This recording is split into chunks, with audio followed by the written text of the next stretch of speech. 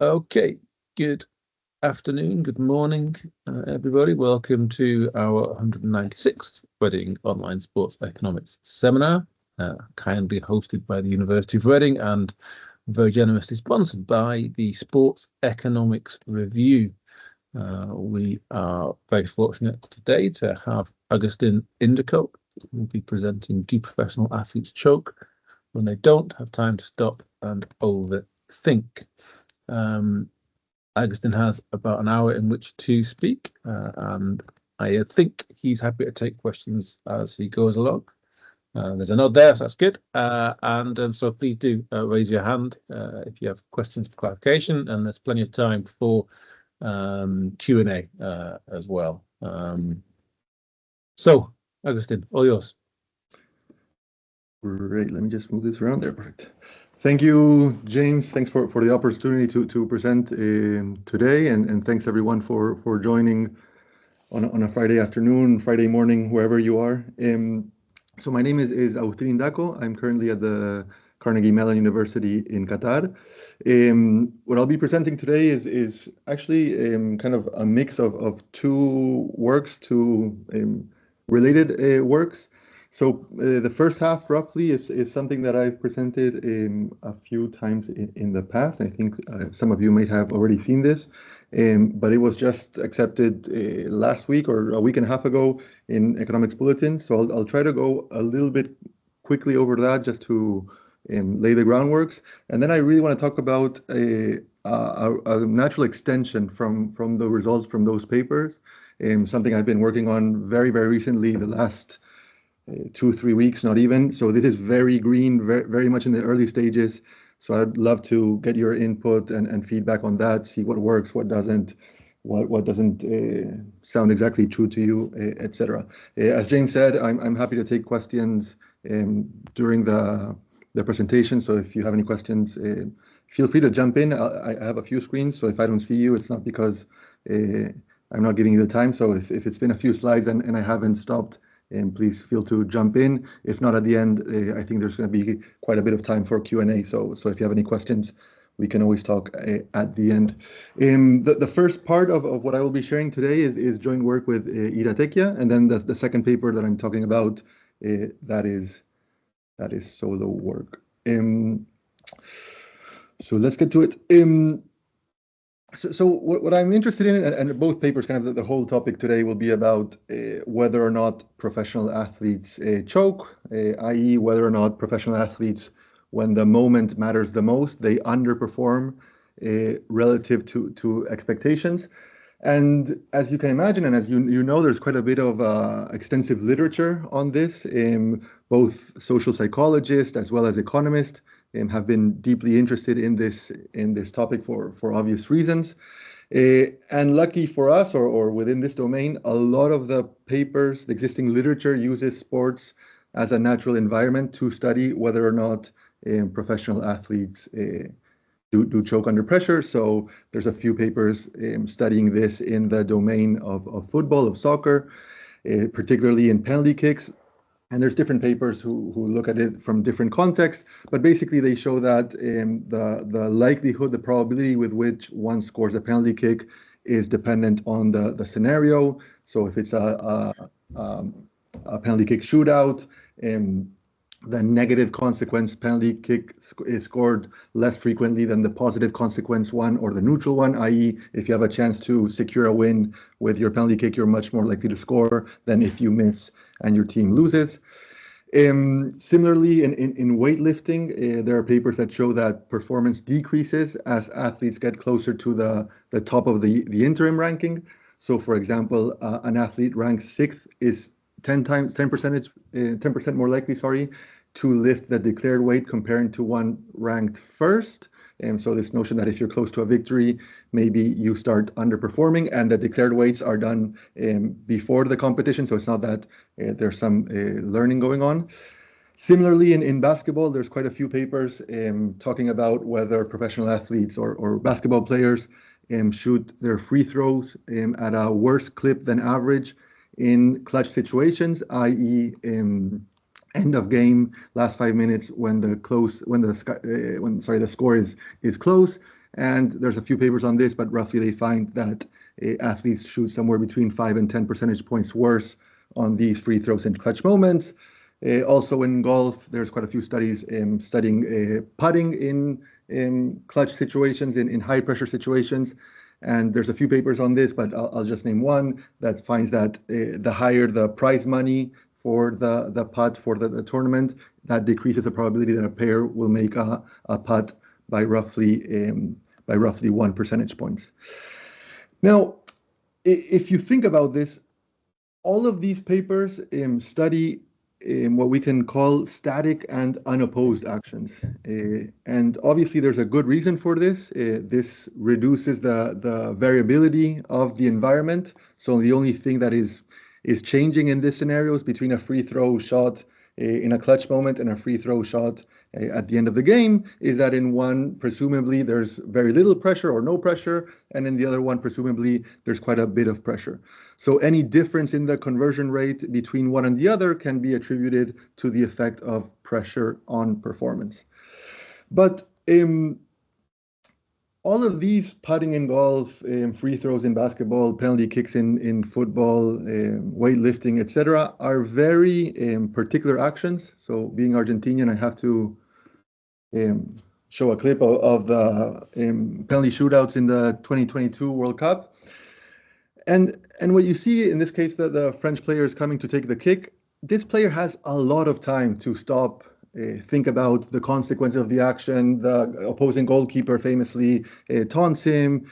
He's thinking about this. He may even have some sort of coping mechanism. But long story short, there's a lot of time for the player to understand the scenario, understand that he or she is nervous, understand the consequences, the magnitude of that, maybe go through a coping mechanism, et cetera, et cetera, et cetera. Long story short, these players have a long time to stop and overthink. Now, why is this important for us? It's because psychologists typically refer to two different mechanisms that explain why individuals choke. The first one is what's called distraction theories. And so the idea here is that we get nervous, or when we get nervous, our focus shifts to task irrelevant cues. So instead of focusing on, I don't know, how to kick the ball, how to place our foot, where to place the ball, et cetera, we start focusing on the outcome. What happens if we miss? What happens if we score? How will I celebrate the goal? I don't know, maybe monetary consequences of scoring, maybe the fear of what will happen if I miss, et cetera, et cetera, et cetera. So you start thinking about all these task irrelevant events that then make you perform the action worse than on an average day that you're not thinking about all these task irrelevant things. A recent paper has shown that this is in a lab, but using fMRI scans, they actually show that when we get nervous, certain parts of our brain that are not associated with the activity actually do ignite. So there seems to be some proof of this kind of distraction theory going on. The other mechanism that psychologists use to explain why humans, athletes choke is something called the explicit monitoring theory. So if you play golf, and I don't, but the few times that I have, you probably are aware of this. So sometimes when you get particularly nervous, and again, you realize that you are nervous, you then focus so much on the task at hand that you focus about each small step to carry out that action. And so we end up losing that flow of taking that action. So instead of taking the penalty kick like you've done millions of times and kick with that flow and ease and natural aspect that comes to you intuitively because you're a professional player and you've done this millions of times, you start focusing too much on making sure that, I don't know, you place the foot right next to the ball, that you put your body weight forward, that you extend your arm back and you arch your back, et cetera, et cetera. And so the motion becomes awkward and kind of disarticulated. And this is typically called de-chunking. Now, for our purposes, for this paper, it doesn't really matter which of these two mechanisms explain better the what happens, what occurs when an athlete is nervous or is choking. What's important really is that in both of these mechanisms, what athletes need or what humans need is a lot of time to stop and think. Now, open play opportunities, open play goal scoring opportunities in football, in soccer, are markedly different from penalty kicks or free throws in basketball, etc. And I think they offer a very different lens through which to study choking or performance under pressure. Because in these scenarios, an athlete is most of the times, many times, kind of reacting under instinct. The decision-making window through which the athlete has to decide what to do is really compressed. And so the decision is made in a split second, most of the time, kind of instinctively, that player decides to shoot, decides to head the ball, decides to stop the ball, et cetera, et cetera. I don't think this is really necessary, but these are a bunch of open plays. I don't know why I chose all of the ones where players miss. It just seemed like an easier search. But the idea behind this is that in all of these situations, the player, a second before the ball arrived to him, might not even have known that the ball was going to be arriving to him. And so they are acting on instinct in some ways. A player has a few seconds, not even that, to think about where they're going to shoot the ball, with what force, how will they position their body, etc., all the while holding off the defender. And so this is a very different scenario through which to study choking or performance. In these scenarios, I argue there is no time to overthink. A lot of times athletes are reacting on instinct. And so that's really what I want to study, at least in the first part of today's talk, is whether or not athletes choke under pressure when faced with high pressure situations, when they presumably don't have time to stop and overthink. And I think this is kind of an important distinction or an extension to make in studying choking, because I think that a lot of times many of the scenarios, both in our professional lives, but also in our personal lives that we face, are scenarios in which we are, let's say, nervous, but we don't have time to stop and overthink. So, for example, think of stressful professions, air traffic controllers, police officers, surgeons, etc.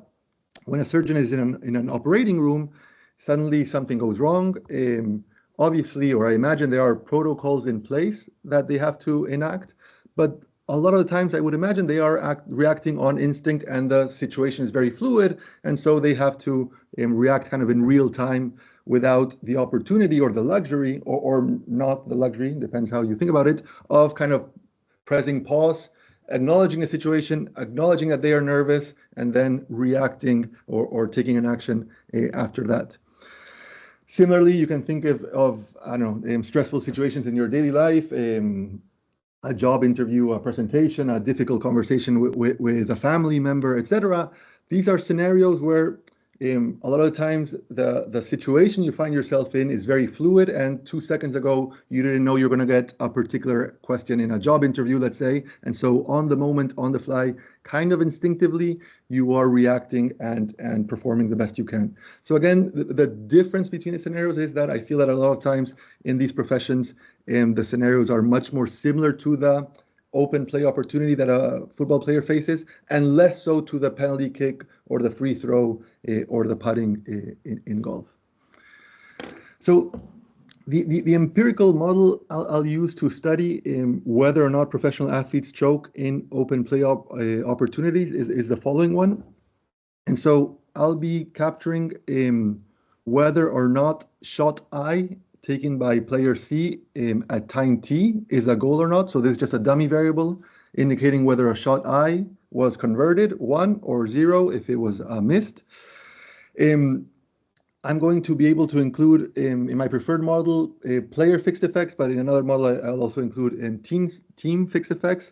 So naturally this will control for any kind of time invariant characteristics either of the player side or on the play or on the team side. I don't know in what position they play, how good or bad they are in finishing goal scoring opportunities, how well they handle pressure, their overall ability, their overall skill set, etc. I'll also include year fixed effects. So this will control for any if there's any kind of team or also player attributes in particular years. I don't know, the team had very high or very low expectations in a particular year. The pressure was different in a particular year because of whatever circumstance. And also this will help capture a little bit those COVID/post-COVID era where we had a few seasons with no fans, then with restricted fans, etc. And then this is this interaction term is the coefficient of interest. So goal difference is a categorical variable that defines the goal difference from the point of view of the team of the player taking the shot at the time the shot was taken. And so if I'm taking a shot and I'm up by 1, that variable would be +1. And post 90 is a dummy variable equal 1 or 0, whether or not that shot was taken in stoppage time, i.e. after 90 minutes are over, and in Spanish we say that the fourth referee, I don't know what you call it in English, the other referee puts up the sign and signals how many added minutes are on. What I will be defining as high pressure scenarios or high pressure situations are when the goal difference is either 0 or -1, i.e. the game is tied or my team is losing by 1, and the shot that I am taking is in stoppage time after the 90th minute. Later on, I'll do a few robustness checks to show, because I mean, it's pretty arbitrary why I chose 90th minute. I think it's the cleanest moment, again, because there's a referee indicating that the stoppage time. I think players tend to be a little bit more aware that, okay, this is the last few minutes of the match, generally.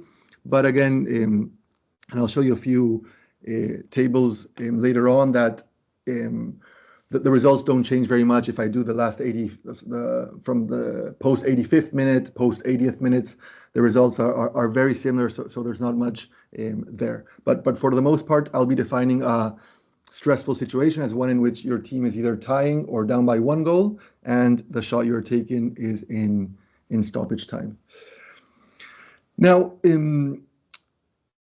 I already discussed this a little bit, but the clear advantage of studying choking in these static and unopposed actions is that the underlying probability of converting a penalty kick or a free throw is constant in different scenarios, right?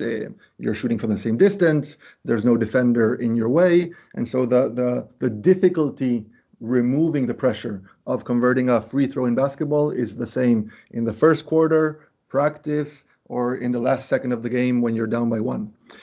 So that is obviously not the case when we're studying open play opportunities. However, we do have, and I will be using this measure of expected goals to control for the quality of the goal scoring opportunity. So I imagine many of you are familiar with expected goals, but in case you're not, expected goals is a relatively, well, not any more new measure, but maybe in the last decade or so that has been increasingly popular in football, put together by many of the data providers.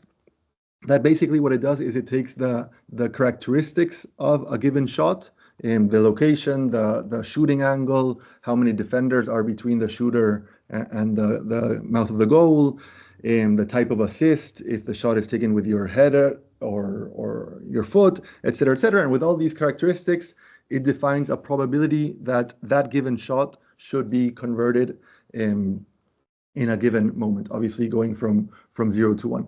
So I'll be using expected goals for each shot as my kind of benchmark for what is the probability, the expected probability with which you should have converted that shot in that given scenario. And I also include a dummy variable for whether the shot was taken in a home match or an away match, assuming that maybe the fans or the pressure put on players is different between home and away. I don't find that to be the case, but I'll just add it there.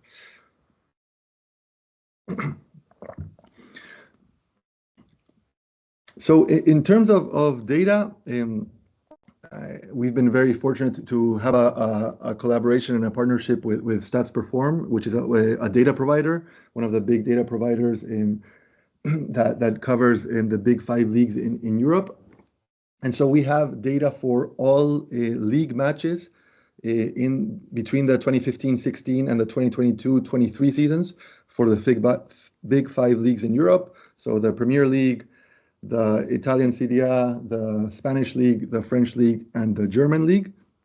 And in total, we have roughly 270,000 open play shots. Naturally, I'm excluding here all penalty kicks and all free kicks because they fall within this other domain of shots where you have time to overthink, et cetera, et cetera.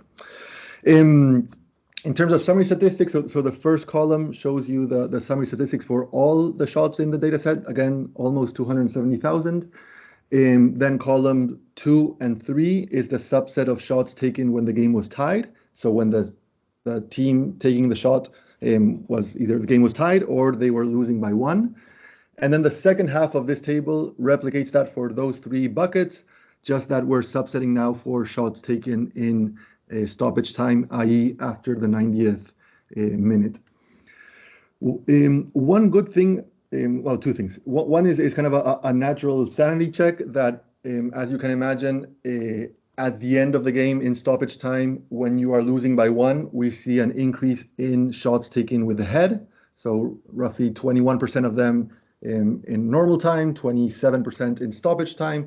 This kind of fits naturally with this idea that when you're losing by 1 stoppage time, you tend to send a lot of crosses and just hope for the best. So it's natural to think we would have more heading opportunities. And the second one is that I was very concerned that the quality of the shots, when there's significant time remaining and you're losing by 1, relative to stoppage time would be very different. And so even though I'm controlling for the XG, I was afraid if the quality of the opportunity between I'm losing by 1 and it's the middle of the game and I'm losing by 1 and we're in stoppage time, if this was very different, then I would be afraid that any difference in the conversion rate might be due to the expected goals not really capturing something we want. So as a sanity check, I'm happy to see that they're very similar. In fact, if anything, the quality of the opportunities in stoppage time seems to be, if anything, slightly better. Let's just say that they are very similar to the rest of the match, the rest of the game. I'll skip over this, not really necessary. So this is the first kind of visual representation of choking going on. So what I do here is I create this conversion rate that I explain in the bottom left. So this is very simply the sum of the goals over the sum of the XG for each shot binned by 5 minutes as the match progresses. So if you think about it, if you are performing at expectations, your conversion rate should be close to 1, i.e. if you take 10 shots with an expected goal of 10, you should convert 1, and so 1 over 1, so your conversion rate should oscillate close to 1. Any conversion rate, by the way, I'm defining it much higher than 1 will be you're exceeding expectations. Anything lower than 1 means you're converting fewer chances than what is expected. So in blue, we have here the conversion rates, again, as the match progresses, been by 5 minutes of all other or shots taken in all other scenarios, i.e. when your team is winning or when you're losing by more than 2 goals. And we see that, there's quite a bit of noise. It fluctuates quite a bit. But if you squint your eyes a little bit, I think you can say that it oscillates close to this 1 conversion rate where you're performing to expectations. In pink, we have the same measure for when the game is tied. And again, it oscillates quite a bit. It's quite noisy, but it's close to 1 or hovers close to 1 throughout the game. So it seems that when the game is tied, people perform towards expectations. And this is true even at the end of the match in stoppage time. Now, the big difference seems to be in this orange line when the team taking the shot is down by 1 goal. And we see that it oscillates again, sort of close to 1. And then we see this quite significant and pronounced dip, especially after the 85th minute, but particularly in stoppage time where now you are your conversion rate is less than 0.8. So you're converting far fewer goals than expected given the quality of the opportunities that you are creating. So it's just kind of a first visual representation of this idea of choking.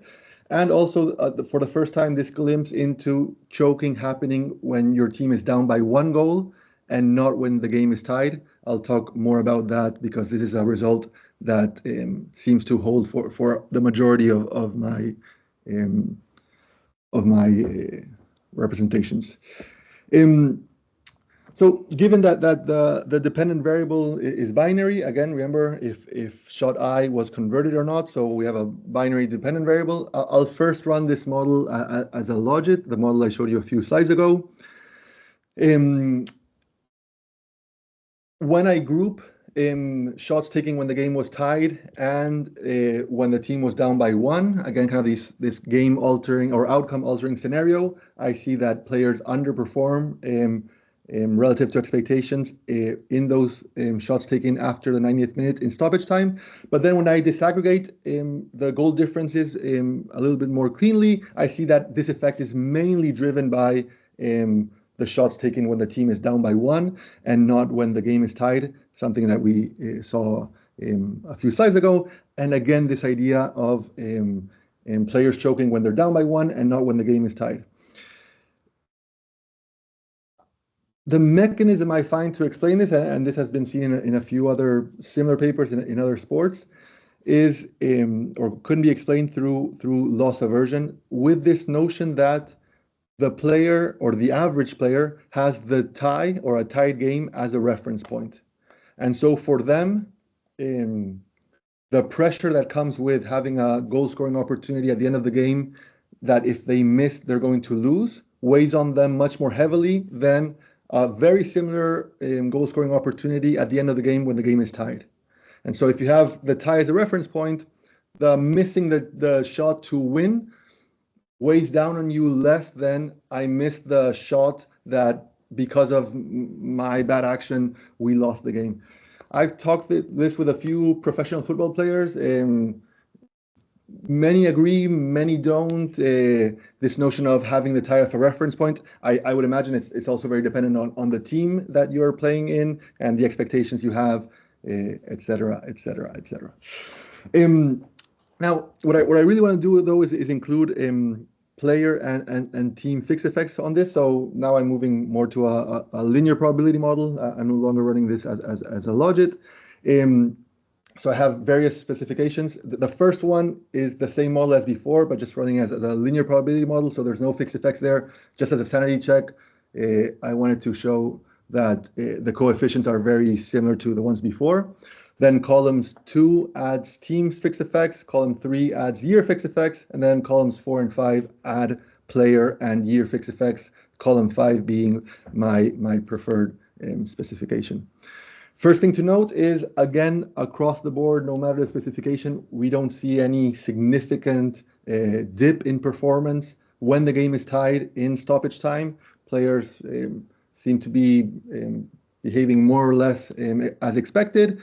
And then no matter, again, the specification, if we include player, teams, year fixed effects, the coefficient on the underperformance when your team is down by one in stoppage time is negative and statistically significant. Now, one thing, and I sort of mentioned this, but one major concern I have when I'm doing this, and I'm thinking about especially my empirical model, is that in this case the reference group is a team winning by 2 goals or more, and you can imagine that a player on a team winning by 2 goals or more is very different to a player on a team losing by 1, kind of by construction. The average player on a team that is winning by 2 is probably better than the average player on a team losing by 1. And so it could be the case that the performance of a player on a team losing by 1 at the end of the match is worse than that of a team up by 2, not because of pressure, but let's say because their conditioning is worse. And so in the end of the match, let's call it a bad player, their performance wanes more than that of a good team, but has nothing to do with pressure. But this is just this kind of negative coefficient. It's just a notion of these players being qualitatively worse and that showing up at the end of the match. Now, if that were the case and kind of extending that logic, then the players on teams losing by 2 should be just as bad, if not worse, than the players losing by 1. And the fact that we don't see, relative to the reference point of teams up by 2, any dip in performance or significant dip in performance by those players and teams losing by 2 gives me a little bit of a comfort that this jump in this coefficient, in this interaction, only when teams are losing by 1, it's this added pressure that players feel when they are losing by 1. And so if there is anything else in terms of player stamina or players I don't know, physical level, etc., that's not what this coefficient is picking up. Yes, Roger. Have you counted the number of shots by each of these 5-minute periods? Because I wonder whether plus 90 minutes, there is a higher number of shots happening in that period than, say, between 5 minutes and 10 minutes into the game. Because what you're saying, I find interestingly counterintuitive, given how many late goals I've suffered from during my football watching career. So I just wonder whether, there's a disproportionate relationship in the number of shots per 5-minute or 10-minute segment. Thank you.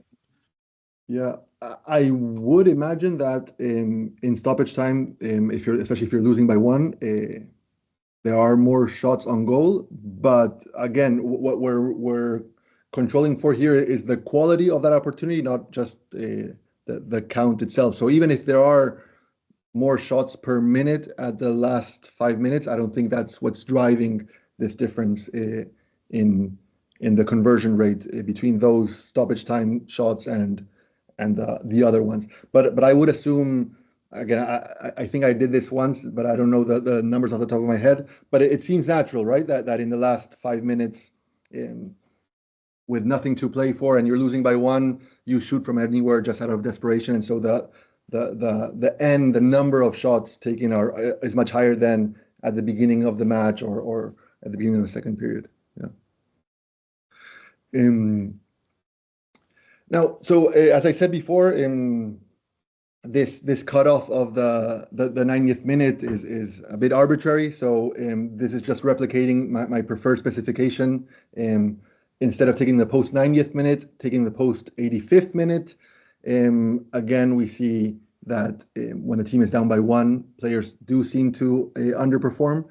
For the first time in all the results I've been doing, in the post 80th minute, there seems to be some presence of choking when the game is tied.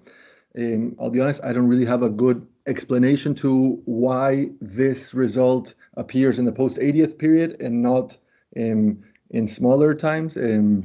I've discussed a few ideas, but I don't seem to have a perfect or an explanation, at least that makes sense to me of that. But this is the first time in different models, different specifications, that I do see some evidence of players underperforming when the game is tied, but the consistency on when you're losing by 1 is there. So a different, again, kind of given the empirical strategy I have, it's really hard to think about what the baseline performance is or should be, right? What's the conversion rate with which a player should be scoring? Of course, we have XG, but what's the natural state? What's the baseline state of a professional player? Goals, as we see, influence performance, or the score influences performance. So it's hard for me to think of a baseline rate.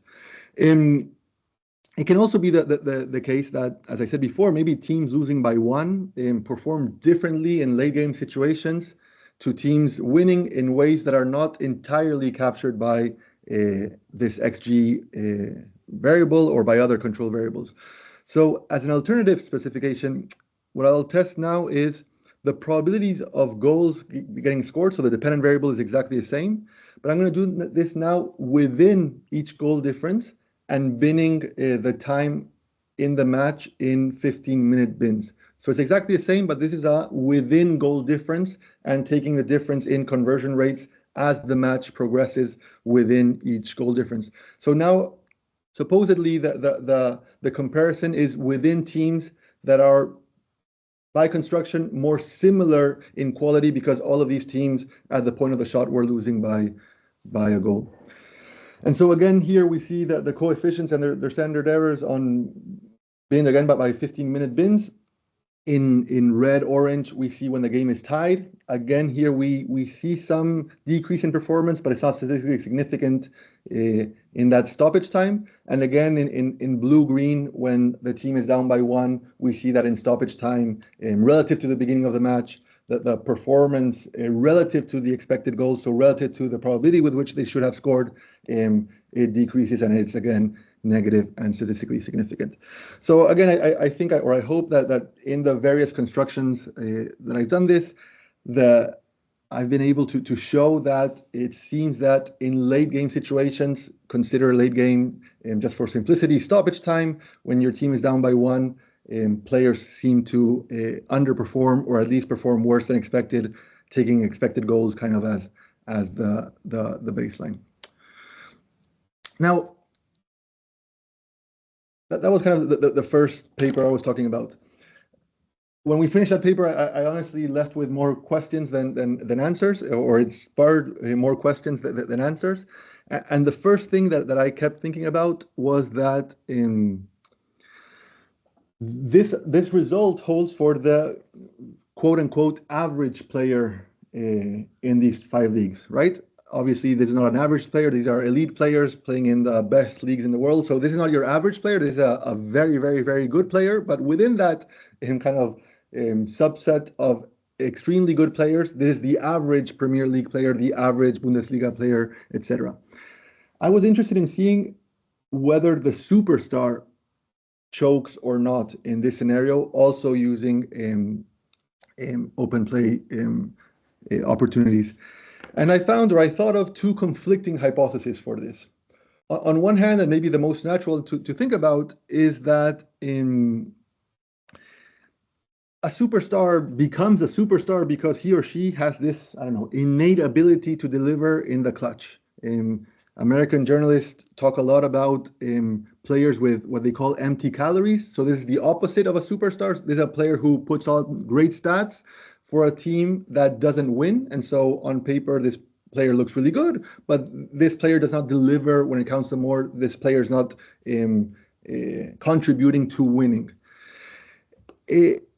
So under this hypothesis, if superstars have this innate ability to perform when it matters most, we would expect that in clutch moments, superstar players actually perform better than expectations, or at least don't waver their performance. On the other hand, however, I can imagine that a superstar, when they have this publicly recognized superstar status, that brings additional performance pressure. And so a superstar has more to lose in some sense when confronted with a late game opportunity, because not only is the pressure of the team's result of losing, not losing, tying, whatever, the average player has that as well, but he also has this reputation on the line, or all these other external factors that also are weighing down on him. And so people expect him to convert because he is a superstar. And so if this is the case, maybe the players dealing with the superstar player dealing with more pressure than the average player, this actually ends up impairing their performance even more. So we might see that the superstar player actually chokes more often than the quote-unquote average player. And this is something that Jordi discussed in a paper, again using penalty kicks. He didn't have enough observations to show it, but he shows that there was a lot of qualitative behavior that seemed to suggest that the quote-unquote superstar player was more nervous than the average player. Now, one really tricky thing to do is define who is a superstar. This is naturally, by definition, very subjective. I have my list of superstars. I'm sure everyone has their own list of superstars. We might agree on a lot of names. We'll probably disagree on many of them. And so I've taken a few different approaches here to define who is a superstar and who isn't. The first kind of natural one that came to me is think of as a superstar as someone who has been handed individual awards, individual accolades. You can think about being a Ballon d'Or nominee or named into the FIFA Best 11. So that would be kind of a recognition that that player is a superstar. Now, an additional problem I have here is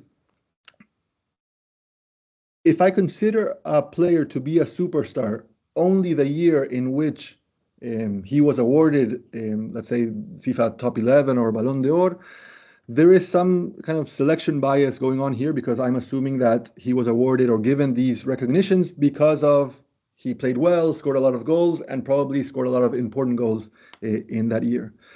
There's also a problem with the sample size. It becomes incredibly small. I have too few observations of players currently being awarded or considered superstars and having shots in late game scoring opportunities when their team is down by 1 goal. And finally, also, as I think about this, if this logic is true that the superstar has this innate ability to perform in the clutch, then this should, I'm thinking, or could persist throughout their career. So I will also, just to take it, I will also be considering the entire career to be of superstar level if a player was ever a superstar. So I'll consider both options, only current superstar status, and if ever a superstar, your whole career is of superstar. And then the other way to consider who is a superstar is taking market value. So this is taken off of transfer market. Again, two different approaches, somewhat related to what I discussed above. So one way to categorize superstars is consider the top valuation for each player, and then just pick the top 10 percentile and say that anyone whose top valuation has been in the top 10 percentile is a superstar. I also control for market inflation over time, kind of noticing that between 2015 and 2023, the average market value for players has increased. So I do normalize for the average market valuation in each year. And the other approach, more similar to the current one, let's say, is I take the top 1 percentile of highest market values at the beginning of each year for each year. So some summary statistics for each of these 270,000 shots. So this is using the awards as the category that defines whether or not you are a superstar. And so if we use, you see the Ballon d'Or nominees there, we can see that for those that are currently Ballon d'Or, I only have 187 shots for players who currently were Ballon d'Or nominees in late game situations, shooting when their team was down by 1. So not a lot there. If I take more of this, if you were ever a Ballon d'Or nominee, I'm considering your whole career as you being a superstar. Naturally and obviously, the observations increased to 420.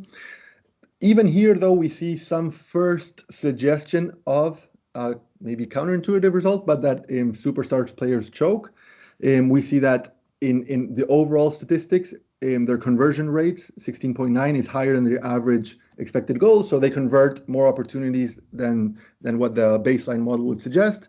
In the clutch, in these clutch moments, they score fewer than the expected if we take expected goals as the baseline. Same thing for FIFA Best 11. Not too much to see here. The big difference is we have even smaller number of observations for shots in the clutch. The reason is FIFA Best 11 is 11 players per year. The Ballon d'Or is 30 nominees. You might also be surprised at how low the goal percent is here. I don't have a definite answer, but my hunch here is that Ballon d'Or nominees tend to be mostly strikers and forwards, whereas the FIFA Best 11 construct a 11 squad with defenders, midfielders, etc. And so the selection of who's in each of these categories is a little bit different. So that's why also the expected goals of the quality of the shots they're taking is different, because there might be a lot of defenders here just taking last minute desperation headers in those scenarios. Very similar when we categorize superstars by market valuation. If we take the top historical valuation, again we see some presence of potential choking. Again, in the average moment, they convert more than expected. They convert 15.3% of opportunities where their expected goal was 14.1. And in this clutch moment at the end of the game in stoppage time when they're losing by 1, they convert 9.2 out of almost 14 that they should have. If I take the current valuation, very similar result, but again, you see that the number of observations is quite low again. So just take that into consideration. I'll continue. So I have 2 different models that I'll be running. So the dependent variable is exactly the same as before. It's whether shot I taken by player C at time t was a goal or not. So this is a dummy variable again.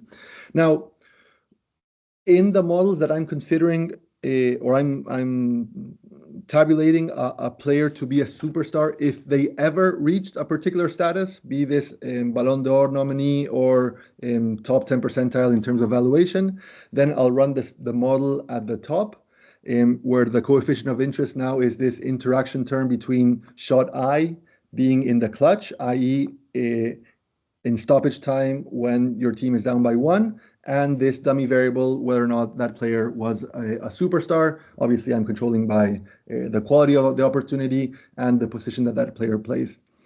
When I'm considering now a player as being a superstar, if they are currently a Ballon d'Or nominee or if they are currently the top 1 percentile in terms of valuation, I'll also include a player and year fixed effects. But again, my coefficient of interest is beta 1, this interaction term between clutch and superstar. So we'll start with the kind of Ballon d'Or, defining whether or not players are superstars or not. So in column 1, this is the if ever consideration, let's say. So if you were ever a Ballon d'Or nominee, your whole career is considered to be one of a superstar. So we see that in the clutch, the average player chokes. That's the same result as before. As we would expect, the superstar player performs better than the average player. But interestingly, we find that the superstar player in clutch moments performs worse than expected. And it pretty much offsets the superstar effect if you think about the magnitudes of those 2 coefficients. Then when you take column 2, it considers again only those players who are currently Ballon d'Or winners. Remember, the number of observations here was really small, or was smaller. We had very few clutch scenarios for these players. We do see that the coefficients, though, remains fairly the same, but the standard errors, for reasons already discussed, increases, and that's why the coefficient is no longer significant. Same thing when we add player fixed effects in column 3 here. Again, it's not statistically significant, but the coefficient is still negative and of similar size. Now, the interpretation of this coefficient when we include fixed effects is very different, because now I'm comparing within a player, so a player who at one point was considered a superstar, how differently they perform in late game situations the year they are a superstar relative to years that they were not Ballon d'Or nominees. And we see this not significant, so I don't want to make too much into it, but this negative effect of similar size to in the historical data set. So it seems to me that it fits nicely with this idea that when you are a superstar, you have this added pressure because you are a superstar. I won't go over the FIFA best 11. The results are very similar. Again, when I take the historical view of a player, the superstar player seems to choke more than the average player. And again, when I just take the current one, I don't find that. And then using market valuation to define superstars, similar results in the sense that we see that the average player chokes. The player if we distribute valuations based on the lowest third, the middle third, the top third, and then the top 10 percentile, the middle player performs better than the lowest third, the top third performs even better, and the superstar performs even better. So it kind of fits in with this story that better players should convert more than less good players. But again, we see that the superstar players tends to underperform in the clutch relative to, in this case, the bottom third. We don't find this for when we take the current valuation, but again, the number of observations here was kind of small. And again, the coefficient is smaller, but it's really the standard errors that increase a lot because again, the number of observations is few. So to conclude, the first paper, the one I presented in the first half, hopefully showed or convinced you that it seems that players do diminish their performance in late game clutch situations. This is kind of an extension of many of the results in the literature about choking, because it seems that even when they presumably don't have time to stop and overthink, i.e. they don't have time to put in place those mechanisms that psychologists were talking about in terms of choking, they still do underperform.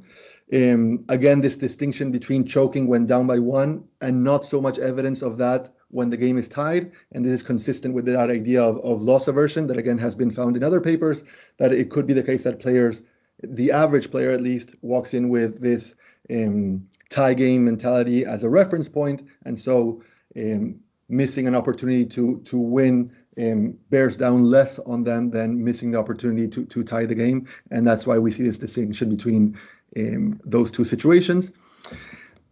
And I think this is really important because, again, I'm of the idea that these open play scenarios mimic a lot of real-life economic decisions we make that are not static and unopposed in that way. Again, the surgeon, the firefighter, conversations you've had, job interviews, etc. The underlying model I have in my head that obviously I cannot test, but just out of personal experience, is that you recognize that a scenario is of high pressure, and then there's this lingering kind of ulterior subconscious pressure that you feel that may also be impacting your judgment, intuitive response, as well as the other ones that the psychologists were talking about. Then the second paper, again, the more new paper, that one I'm still thinking a lot about in terms of identification and empirical strategy, but there seems to be some suggestion that superstar players actually choke more predominantly than the quote unquote non-superstar player, the average player. This would seem to support that hypothesis that because of the superstar status granted by the public, the superstar player suffers loss aversion more acutely, the expectations are higher, thus that player has more to lose, and so they choke under pressure more than the average player does. And given the player fixed effects, a large part of that effect, of that choking effect on the superstars, seems to be driven by this superstar status, i.e. that moment, that specific period where you are recognized as a superstar, and so you have this expectation that you should deliver more, and then maybe you falter under pressure. Obviously, I think this is true of any paper, but more observations would help a lot to get more conclusive results. I feel I'm kind of digging in the weeds a little bit there in trying to make sense of all of that. With that, I'll open it up for questions. Thanks everyone for taking the time and paying attention, and I'm open to discuss more. Great, thank you very much, Agustin. I'm just going to give you a Teams round of applause, and we've got lots of time for questions and comments. That was a really interesting talk, and so Roger has jumped straight in with his hand, so go ahead, Roger. Thank you very much for that. Very interesting. But there's a kind of rational inconsistency, I find. If we're talking about league matches where there's 3 points for a win and 1 for a draw, loss aversion should be greater when you miss in a tied situation where you're missing out on 2 points, rather than in a -1 goal situation where you're missing out only on 1 point. So it suggests to me that emotionally, the professional footballers haven't quite yet got used to 3 points for a win. That's very interesting. So I know there's quite a bit of literature on when the point system changed, that teams did seem to become more aggressive, especially in the late game situations when the game is tight. So it seems there has been some learning. Something that I think your comment really gets at, and I think is important, and I haven't yet done, is not all the points are the same, and not all outcomes are the same. If I'm a team in relegation playing or close to relegation playing against the first team, a tie is amazing result, and vice versa for the team, with championship expectations playing a lower team, the tie might seem like a loss. And so I want to start getting at trying to maybe value the point or the points in that late game situation, and disconstrue between that, because I think is that what you're getting at, that it's too simple a picture to say, this notion of loss aversion, that the reference point is a tie, and that's what's changing this. I think there's something to that. I do still hold to what I say, but I think a more nuanced view of this would be points are different depending on the team you play for, the rival, maybe even, I won't get into this, but the match outcome, right? Maybe in some match you're very fortunate to go home with a draw and you say, that's fine today, given the situation.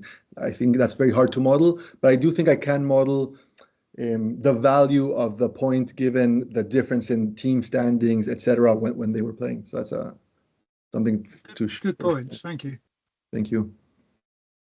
Yeah, there's a few papers I've seen that try and calculate a match importance variable, where they look at the what impact the result would have on the probability of avoiding relegation, of gaining promotion, winning the championship.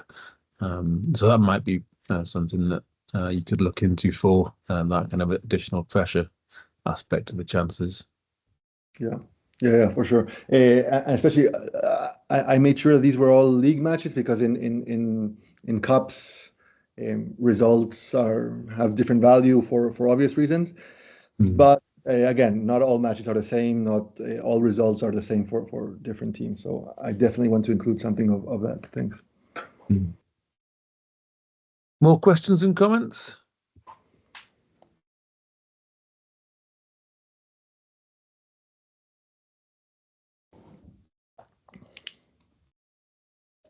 I'll use the silence to add, well, basically mine, which is, I wondered about, obviously, the idea of in play versus a penalty kick is a very different context, and I think you're right to say that there's less time to think in play, because obviously you're in play and you're moving around in space, etc.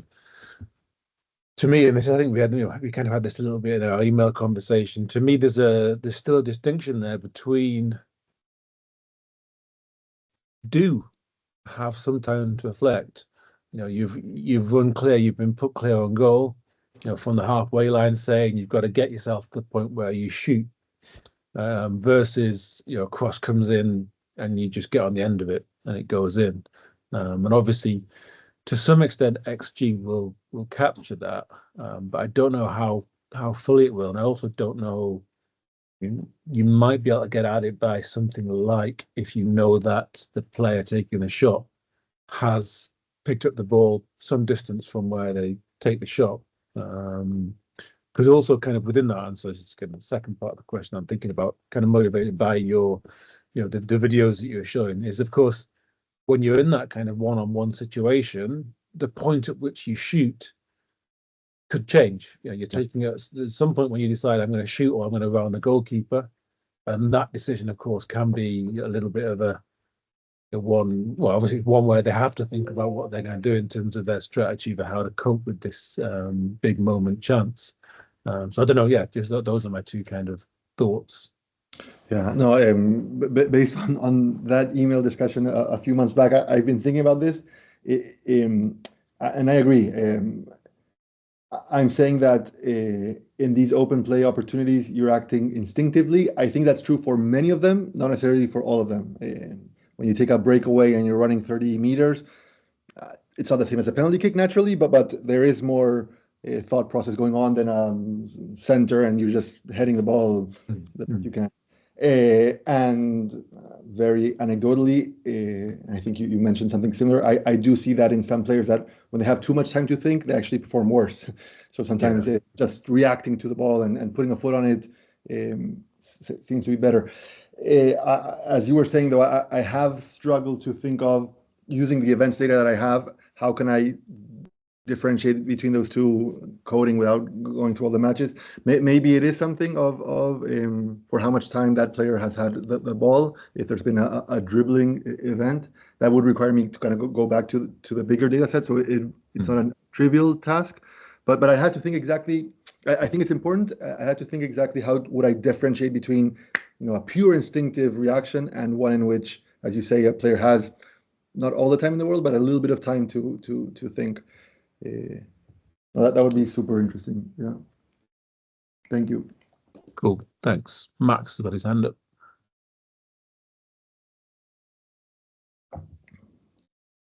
Hi.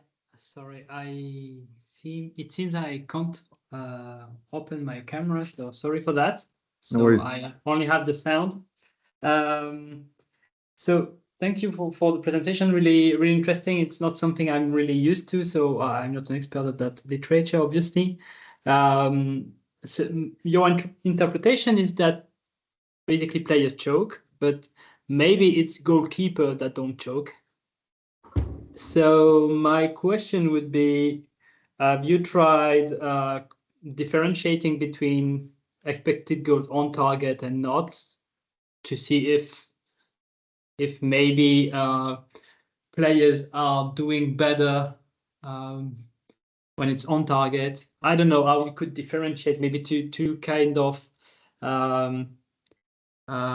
eliminate the effect of better goalkeepers. That's a good question. So someone asked me when I presented this a while back if maybe choking was present, that you see that the striker or the person shooting completely misses goal altogether, and that's a representation of choking. That when you're not in a stressful scenario, you're more likely to hit the target. And I know I'm not completely answering your question. I'm intuitively against that idea. I feel that when you are more confident, you might look for more, I don't know, top corner, bottom corner shots, and so the probability that you miss is higher. So I don't think I naturally imagine that missing the target is necessarily a representation of a player choking. It could be a player being exceedingly confident, missing the target. I understand. Yeah, but the question is, by differentiating between the two, you could see whether it's the goalkeepers that are doing better in like money time, or no, but I like your idea of conditioning on ball going to the target, going to goal.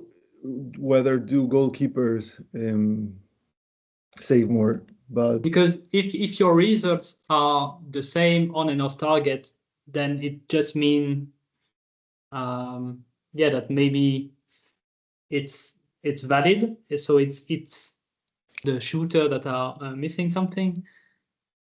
But maybe if the on target the effect you are able to see is different on target, maybe if it's lower, it means that goalkeepers are I don't know how to say, but like upping their game. yeah. No, and it's a valid point. I mean, it's Or maybe they are choking too. So I don't know. But it's a valid point that there's more on the line for the goalkeeper as well. So maybe they are at the end of the game more concentrated, whatever, and or warm sometime, what? Sorry. They can be like warmer, like Oh, okay. they are in the zone in a way. Sometimes goalkeeper. So I don't know. Yeah. Interesting point, isn't it? I mean, maybe you could have goalkeeper fixed effect. I don't know if you tried those to. That's a good one.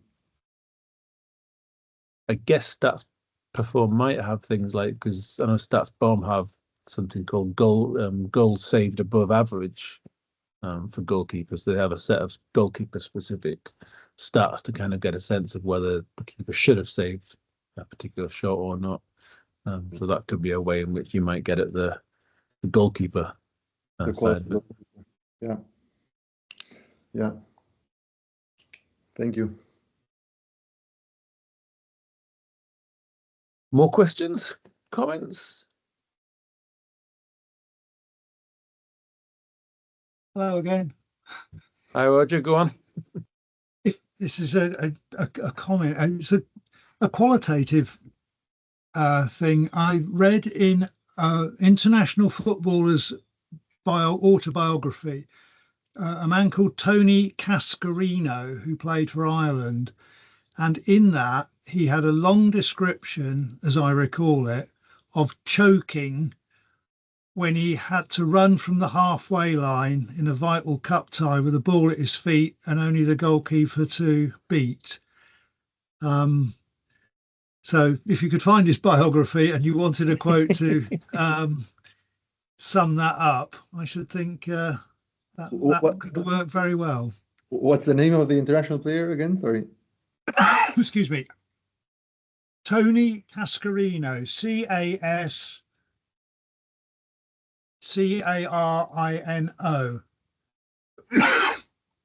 Thank you so much.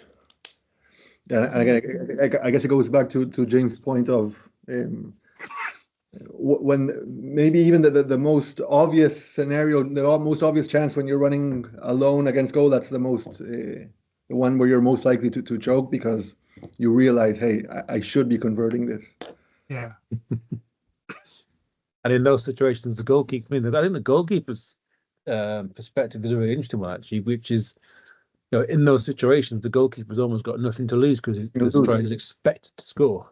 And so, you know, he gains something positive if on the off chance he manages to make a save. 100%. Yeah. No, that's great.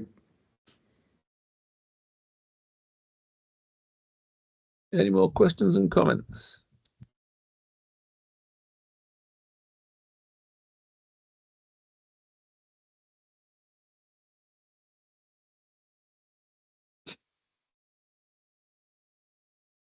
In which case, I think we will wrap up and say thank you, Agustin. That was a really, really interesting talk.